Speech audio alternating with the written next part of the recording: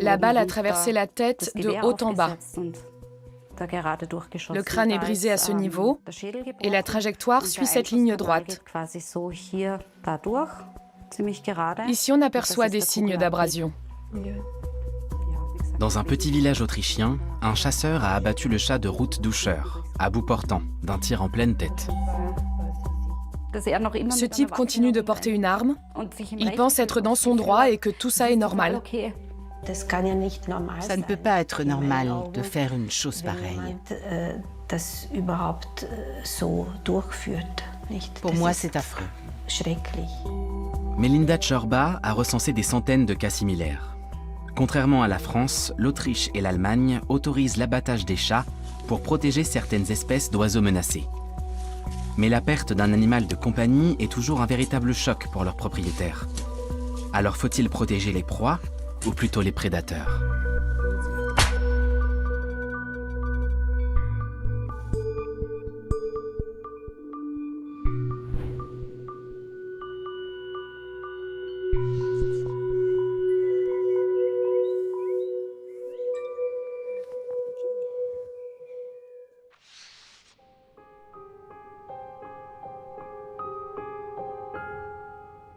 Elle était encore à la maison à 4 heures du matin. Oui. Elle n'est pas rentrée de la journée, alors on a commencé à la chercher, sans succès.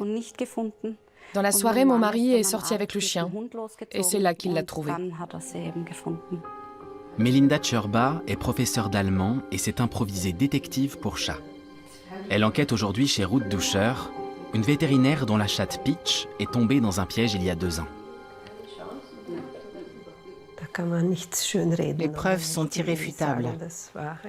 Il n'y a pas de discussion possible. La famille Duscher avait demandé des explications aux chasseurs dès le lendemain. Il a tout de suite admis les faits. Oui, j'ai bien abattu le chat. Désolée, toutes mes excuses. Je ne savais pas que c'était le vôtre. Peach faisait partie de la famille au même titre que nos enfants ou nos chiens.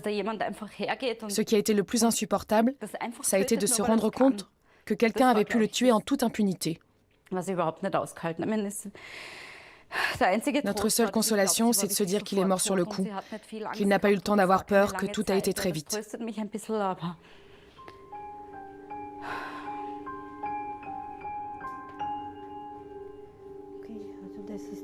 La famille Duscher avait recueilli Peach ainsi que 3 autres chatons affamés en 2021.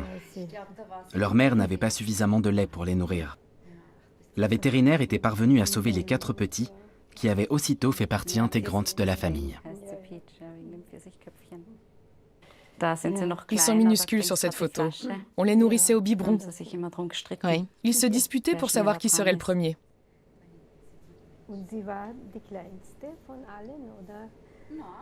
Melinda Czorba recense ce genre de faits depuis 3 ans. Elle les a rassemblés dans un ouvrage intitulé Wo sind unsere Katzen ? Où sont nos chats ?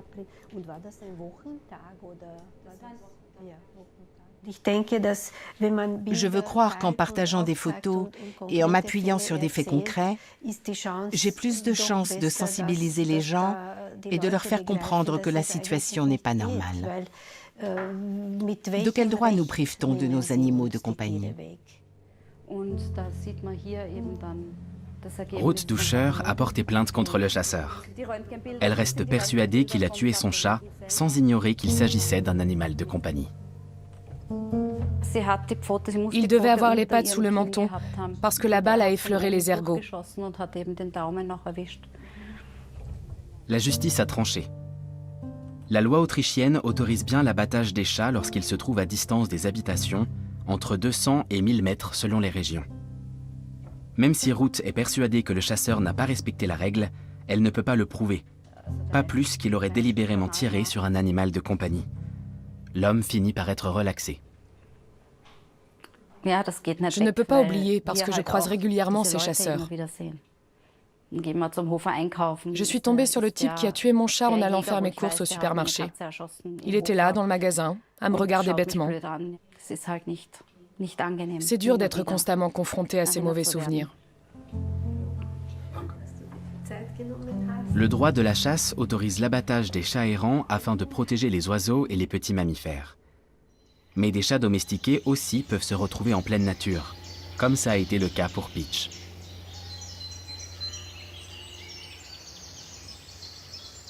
Je n'aurais rien pu faire. Je ne vois pas comment je pourrais empêcher mes chats de sortir. Évidemment, depuis le drame, j'aimerais pouvoir les enfermer, mais ce n'est pas possible.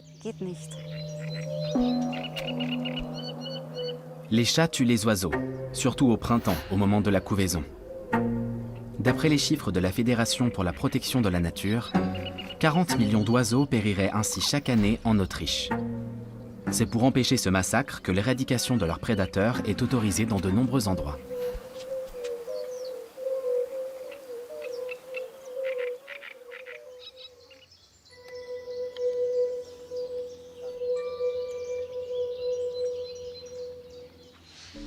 Pinneberg, dans la banlieue de Hambourg. Hans Wormke part chasser avec son collègue Jan Getgens. Il cible toutes sortes d'envahisseurs comme les renards, les ratons laveurs, les chiens vivrains ou éventuellement les chats.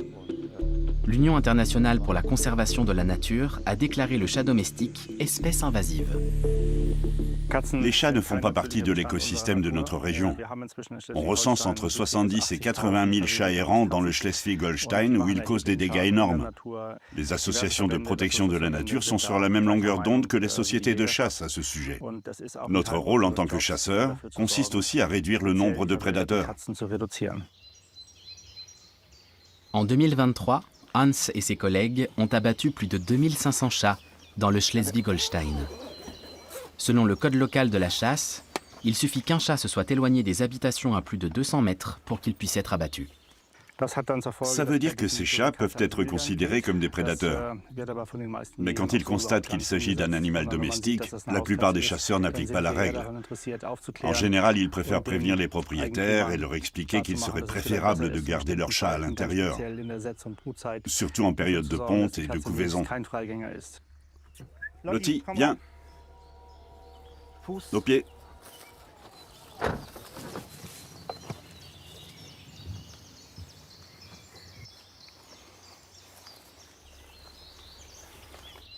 Lottie, aux pieds. On se trouve à plus d'1 kilomètre de la première habitation. On croise régulièrement des chats errants par ici. Lorsque c'est le cas, on les abat. Le territoire de chasse de Hans se trouve dans une zone de protection des oiseaux. Il a posé un piège devant une renardière la veille au soir.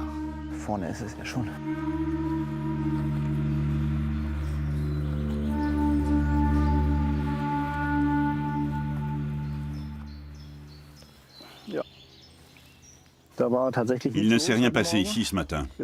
Ils ont peut-être fui quand ils ont compris qu'il y avait du mouvement autour de la tanière. La renarde a peut-être senti le danger. Hans n'ignore pas que l'abattage des chats suscite plus d'émotions auprès du public que celui des renards. Les chats sont mignons et attachants, mais dans la nature, ce sont des prédateurs redoutables. Ils sont un fléau pour la biodiversité. Les réactions des gens montrent bien leur ignorance et leur méconnaissance de la situation. Autrefois, les choses étaient différentes, quand plus de gens habitaient à la campagne et en milieu rural.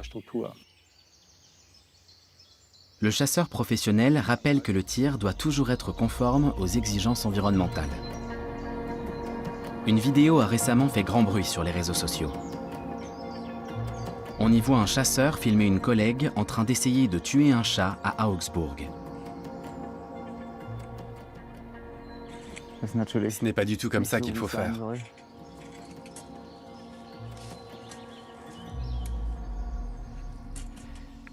Elle n'aurait pas dû essayer de donner le coup de grâce avec un pistolet. Le chat peut se déplacer très rapidement dans ce piège, et le pistolet ne permet pas de réagir assez vite, ni de porter un coup fatal propre. Elle aurait dû bloquer le chat dans un coin et l'empêcher de bouger. Il arrive au cours des chasses qu'on tue un animal qu'on n'avait pas le droit de tuer, ou qu'on n'était pas censé tuer. Ce sont des choses qui arrivent. On doit à tout prix éviter que ça ne se produise trop souvent, mais il y a toujours un risque. C'est le genre de choses qui peut aussi arriver à quelqu'un qui vient d'obtenir son permis de conduire et qui passe au feu rouge par inadvertance, sans mauvaise intention. C'est une défaillance temporaire, c'est humain. La chasseuse a été condamnée à une peine de 50 jours amende. Il aurait fallu attraper le chat dans un panier de ce genre et par la suite le transférer dans un piège plus étroit. Il aurait fallu ensuite utiliser une arme appropriée, de petit calibre, pour tirer dans la tête. Quand l'animal est calme et qu'on est bien en place, il suffit d'un coup fatal et l'affaire est réglée.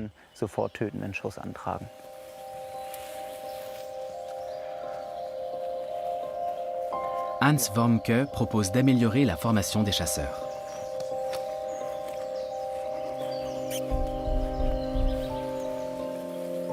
De retour en Autriche, la détective Melinda Czorba poursuit son enquête sur les chats disparus. Elle aussi a perdu son animal de compagnie dans des circonstances similaires. Bonjour. Il y a 3 ans, sa chatte Martha a disparu. Melinda a fini par croire qu'il y avait un problème dans sa commune de 2000 habitants.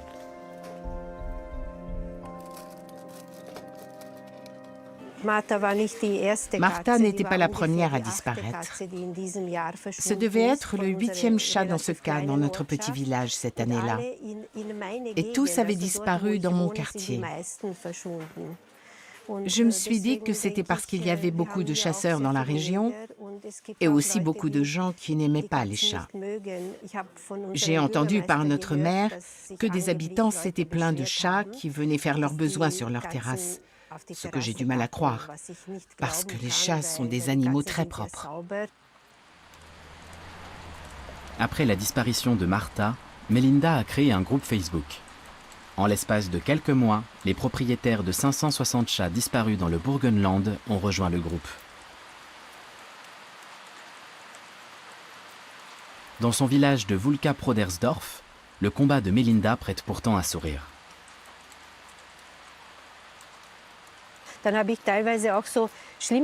J'ai eu droit à des remarques terribles comme « Demande aux Turcs qu'ils ont sûrement mangé tes chats ». Ce genre de réponse horrible n'amuse personne. J'étais désemparée. J'arpentais ces rues toute la nuit. J'étais des heures durant à l'écoute du moindre miaulement. Melinda n'a pas perdu espoir de retrouver Martha en vie. Elle continue de placarder des avis de recherche. Bonjour, pardon de vous déranger. J'aimerais afficher un avis de recherche pour mon chat sur ce conteneur. Oui, merci. Je pense qu'il reste une chance de la retrouver. On voit passer sur Facebook des histoires de chats disparus qu'on retrouve des années plus tard. Martha aurait à peine 10 ans. Et si elle rentrait à la maison, il lui resterait encore quelques belles années devant elle.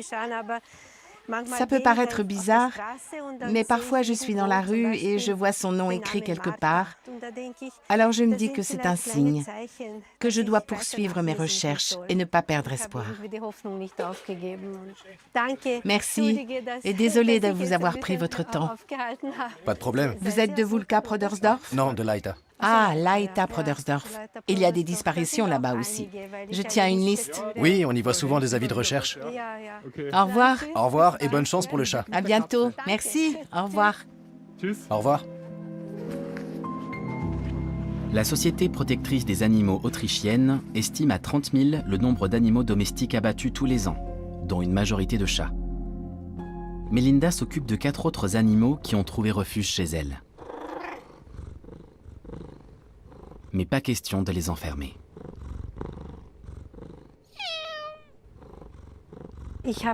J'ai confiance en eux et je remarque qu'ils ne sortent pas des limites de ma propriété. Je pense qu'ils savent qu'ils sont plus en sécurité ici. Les chats sont très malins. Miaou, le matou, avait lui aussi disparu un temps. Après 2 ans d'errance, il est réapparu comme par miracle.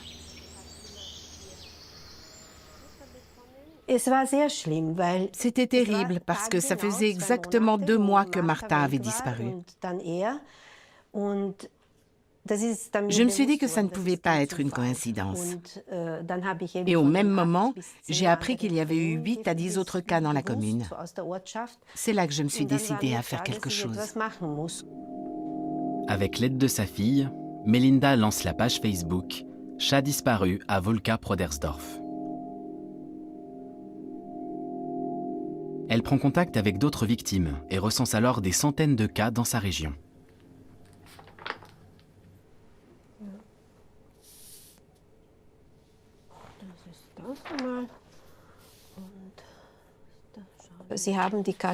Ces gens ont retrouvé leur chat très grièvement blessé dans leur garage.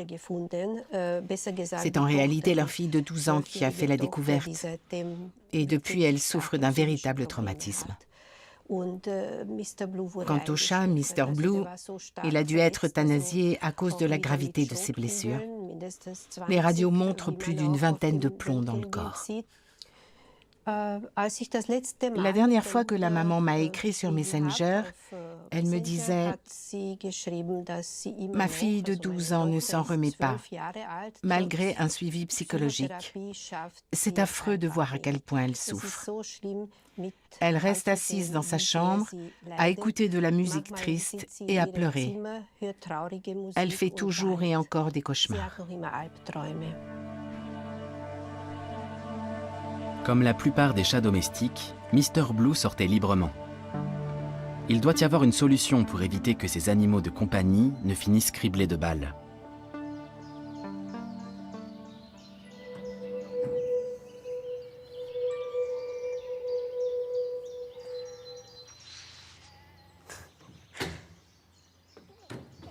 Très bien, Lexi.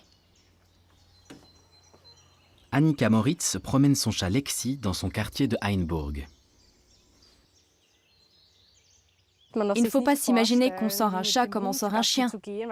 Les chats sont bien plus observateurs, plus statiques. Ça veut dire que quand je sors un chat, je reste immobile et c'est lui qui décide de l'itinéraire.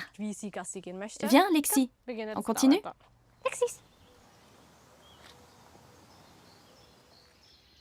Annika est éducatrice animalière et a plus de 200 000 followers sur TikTok.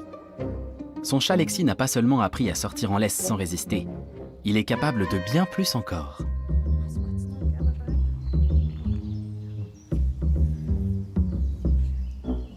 Génial, c'est très bien.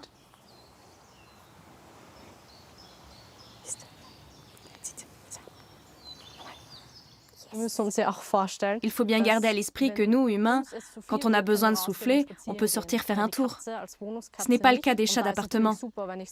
C'est vraiment super de pouvoir faire plaisir à son chat, de l'emmener en promenade, et on prend l'air tous les deux. Un chat promené en laisse ne va pas tuer d'oiseaux, et la promenade est plus sûre pour lui aussi.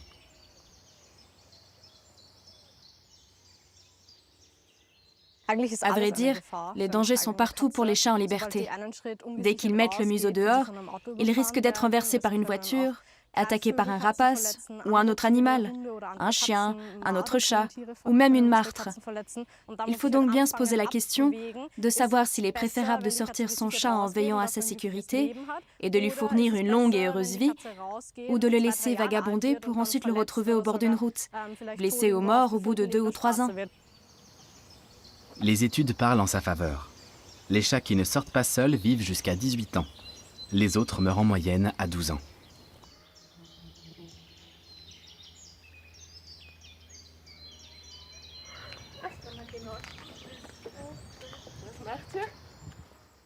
Mais ça n'est pas un chat. Si. Coucou le minou. Après tout, pourquoi pas? Absolument. Il sort aussi tout seul? Non, il sort qu'en laisse.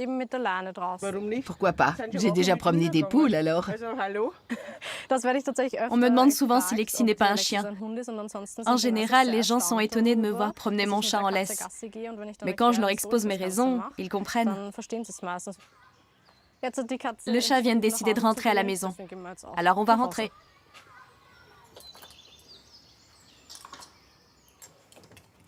Enfant, Annika a beaucoup souffert lorsque son chat Azrael a disparu. Depuis, elle a développé une méthode qui permet de satisfaire les besoins des animaux sans pour autant les laisser sortir seuls.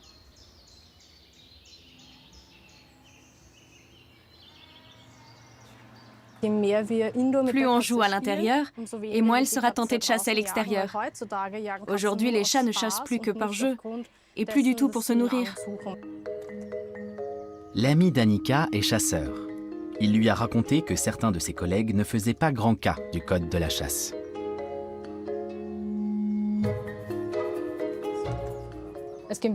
Il arrive que des chasseurs soient ivres, et c'est à ces moments-là que surviennent les accidents, notamment les accidents impliquant des chats. Si on passe son permis de chasse à 18 ou 19 ans et qu'on continue de chasser à 80, quand on n'y voit plus rien, alors il ne faut pas s'étonner.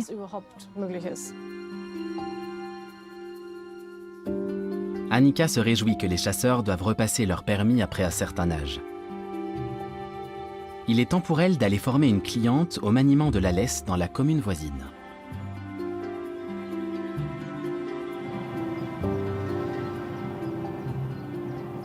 À Pinneberg, dans le nord de l'Allemagne, Hans Wörmke continue de traquer renards et autres pilleurs de nids. Lui aussi est d'avis de responsabiliser davantage les propriétaires de chats. Il existe toute une série de règles à respecter pour les propriétaires de chiens. Ils ne doivent pas les laisser se promener seuls, ils doivent se faire obéir et les garder dans le jardin. Il n'y a rien de comparable pour les chats. Il serait grand temps de sensibiliser les propriétaires de chats à l'impact qu'ont leurs animaux sur l'environnement aux différentes saisons.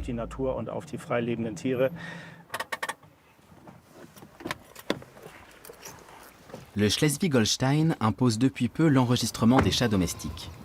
Ainsi, les propriétaires qui les abandonnent dans la nature pourront être poursuivis.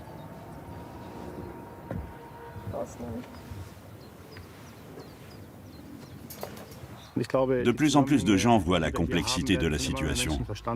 Les politiques aussi savent que nous vivons dans une région où l'abondance et la diversité des oiseaux sont exceptionnelles et qu'il est de notre devoir d'agir pour les préserver. La décision qui vient d'être prise de responsabiliser les maîtres montre que la majorité est de notre avis. Plus de 80 espèces d'oiseaux sont menacées ou en danger critique d'extinction dans le Schleswig-Holstein. La seule solution pour Hans est d'abattre leurs prédateurs.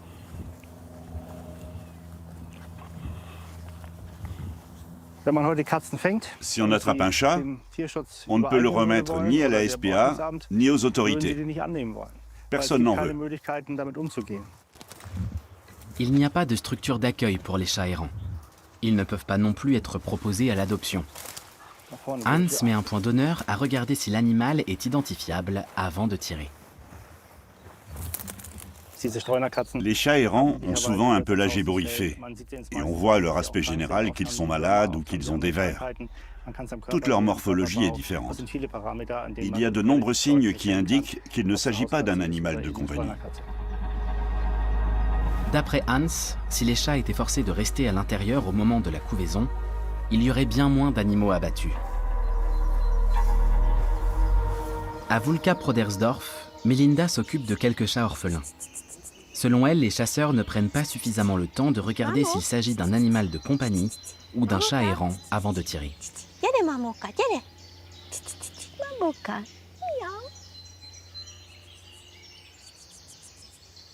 La propriétaire de ces chats est décédée l'année dernière. Oh, lui, il a faim. Normalement, ils sont 5 ici.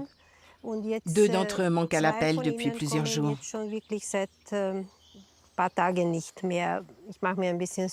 Je m'inquiète un peu. Ils avaient toujours un bel appétit. J'espère qu'ils viendront un peu plus tard. Mais on est très proche ici de la limite des 200 mètres où ils peuvent être abattus. Et j'ai souvent aperçu des véhicules de chasseurs dans le coin.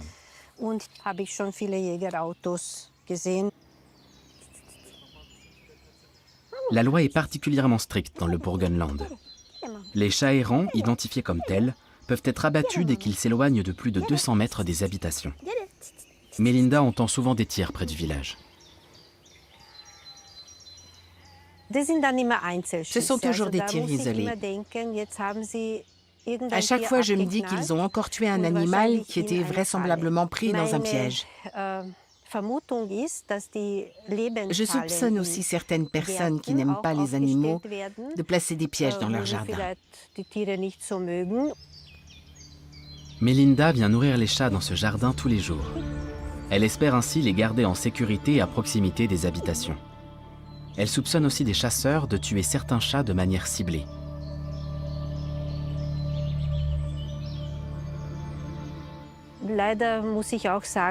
Certains chasseurs utilisent les chats pour entraîner leurs chiens. Ils les libèrent de leurs pièges et lancent les chiens à leur trousse. Les preuves proviennent d'une source fiable.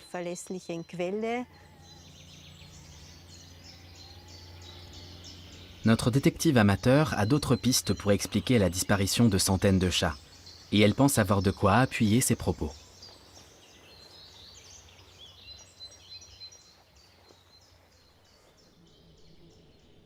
Annika, de son côté, prodigue ses conseils à sa cliente.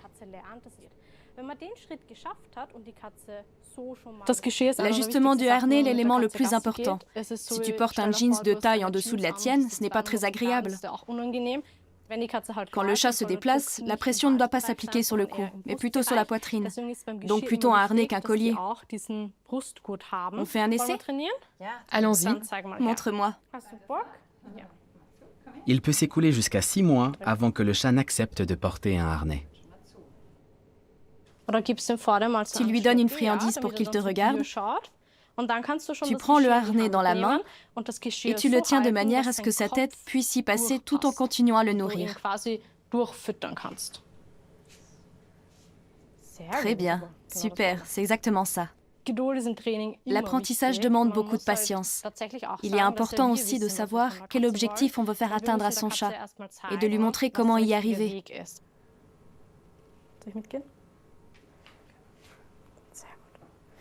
C'est la première fois qu'il est vraiment en laisse, non? Quand on l'attache, il sent un léger point en haut. J'ai l'impression qu'il n'est pas du tout dérangé par la laisse, c'est super. J'aimerais pouvoir sortir avec mon chat, faire des découvertes avec lui et lui permettre d'explorer davantage son environnement.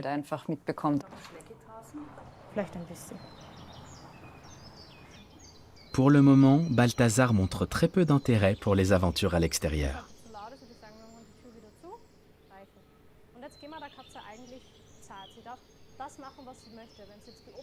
C'est toujours un travail de longue haleine d'apprendre à un chat à sortir. Si ça ne fonctionne pas, il ne faut pas se décourager, mais poursuivre l'entraînement pas à pas, et les choses finissent toujours par s'arranger. Je suis persuadée que si les maîtres sortaient plus avec leurs chats et que les chats étaient moins livrés à eux-mêmes à l'extérieur, il y aurait bien moins de disparitions. Annika a déjà entraîné une vingtaine de chats au harnais. Ce sont autant d'animaux désormais à l'abri d'une mauvaise rencontre, tout comme leur proie éventuelle. À Vulka-Prodersdorf, Melinda pense avoir une piste qui expliquerait la disparition des chats de sa région. Elle a trouvé sur Internet des couvertures en véritables peaux de chat. C'est terrible de s'imaginer le nombre de chats qui ont péri pour cette couverture. D'après le fabricant, il a fallu au moins 16 peaux. Les couvertures en peau de chat étaient autrefois recommandées pour lutter contre les rhumatismes. Uniquement des chats tigrés, comme mon gâteau, avec des pelages dans des teintes similaires. Et le fabricant garantit même qu'il ne s'agit que d'authentiques peaux de chat. On voit qu'ils ont fait un véritable effort de composition. Les produits à base de peau de chat ne sont plus fabriqués ni autorisés à la vente dans l'Union européenne depuis 2009. Melinda a soumis la couverture à l'expertise d'un taxidermiste. Il a d'abord été choqué, puis il m'a demandé s'il pouvait défaire quelques coutures, parce que les peaux sont cousues sur un support. J'ai bien sûr accepté. Il a affirmé que les peaux n'étaient pas du tout anciennes. En analysant leur couleur et leur souplesse, il a pu conclure que la couverture était de fabrication plutôt récente.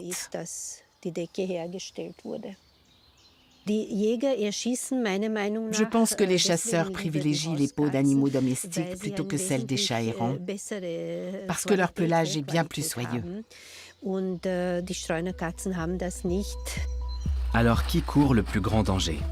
Les oiseaux, proie privilégiée des chats, ou les chats, abattus par les chasseurs? Melinda a choisi son combat et va le poursuivre pour arrêter l'abattage d'animaux domestiques au nom de la protection de la nature.